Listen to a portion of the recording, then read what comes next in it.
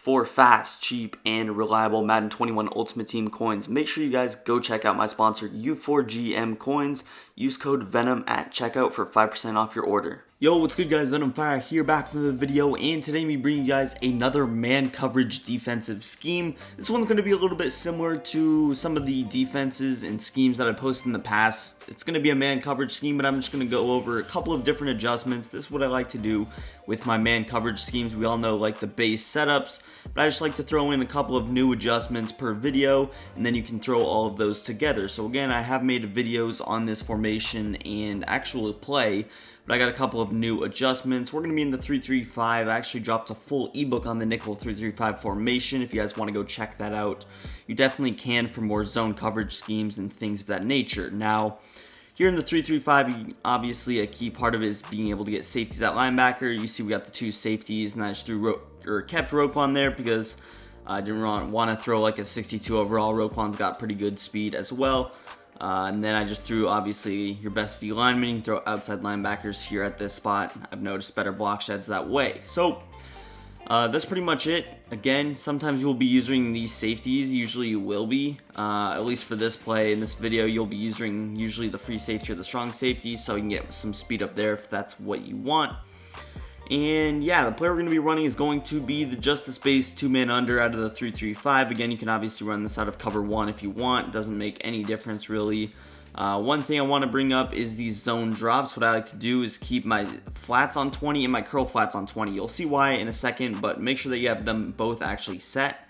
If you want, you can actually just keep flats to 20, and there will be a way around that. I'll talk about that a little bit later, but just for now, we'll keep them both on 20 for the first setup, and again, later in the video, I'll show you a little loophole around that so that maybe if you wanted to throw a hard flat or whatever, then you could.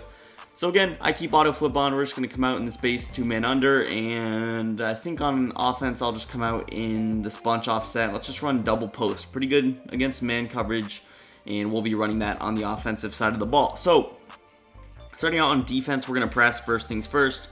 And we're going to shade over the top. Press, shade over the top. That's the first things you want to do. Now, next thing is you're going to see which side the linebacker's blitzing on. So the linebacker's blitzing on the right side in this case. So you're going to immediately throw him in the curl flat zone. You're going to throw him in the curl flat. That's just D-pad to the right twice, A, and the left stick to the right side. Again, you can always click onto him. Just press A and then push that left stick to the right. That's usually what I like to do. It's a lot faster. But yeah, you're going to press shade over the top and then put that linebacker in the curl flat. Now, it's important that you do the blitzing one because you don't want to do somebody that's manned up. You see that the safety right here is manned up with the running back. You don't want to throw him in a zone or the running back will be undefended. Moving on though, here's where our little new adjustment comes. We're going to actually throw X in a cloud flat. So you see he's pressed. We're going to throw him in a cloud flat. And this is a really specific thing I like to do against bunch. Because a lot of times bunch, that solo receiver is not going to be on a go route, so you can afford to throw him on a little cloud flat, and I could actually just play defense like this if I wanted, where I got a little man coverage on the right and just a base cover 2 on the left. But the problem with that is if they throw DJ Moore on a post route, which is what happens sometimes, the way you're going to take that away is just man up Eddie Jackson on him. Really, this a little bit can be very confusing for them because a lot of times people like to throw like drags. They might motion a player over. They might throw the running back on like a table route, which is what happens a lot of the time. So this is just a good way that I noticed that I can confuse bunch players. A lot of times bunch players are really good. They won't miss reads often, and this is a good way to confuse them, especially if you want to run like a man coverage shell defense like every play. You really got to mess up the backside adjustments a little bit. You can't just run stock cover 2 or stock 2-man under with curl flats every play. This is a good way to mix it up.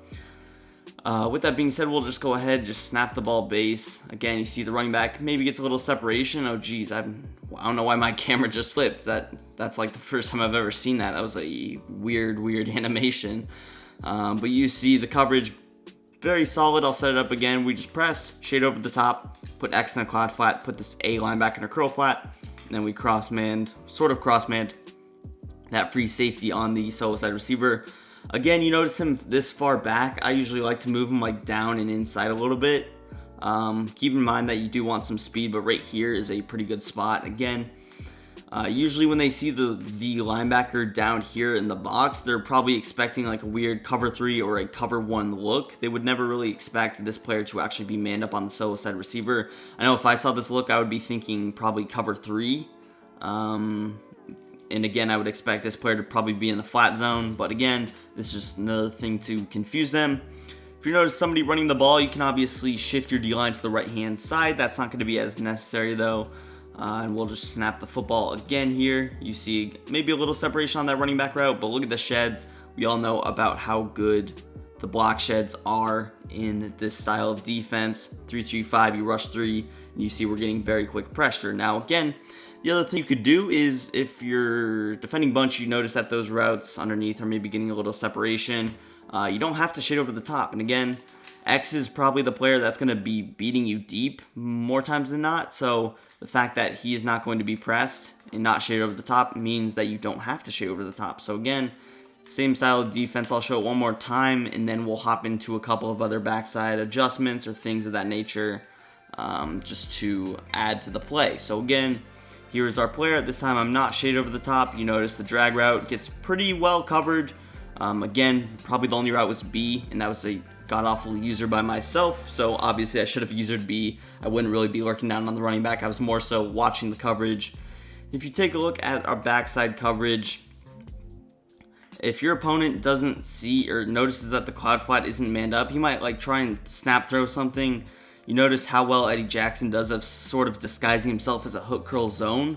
At the top, you notice, like, he's just looks like he's zoned up. He doesn't look like he's in man coverage. And then, obviously, later in the play, he starts running stride for stride with him. Again, Eddie Jackson is a slower player, so it's not as crispy as it would be. But again, you see, maybe they can throw the running back route.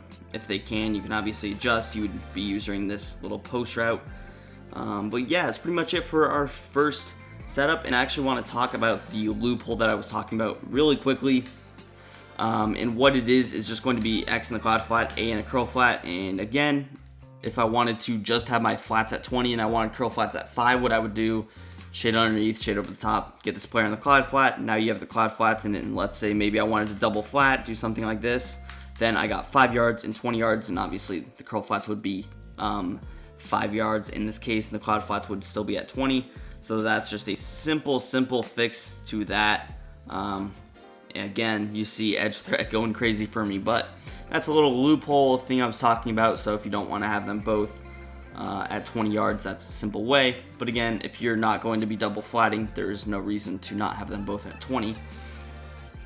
With that being said, we will hop into our next setup, and our next setup is going to be sort of the same thing.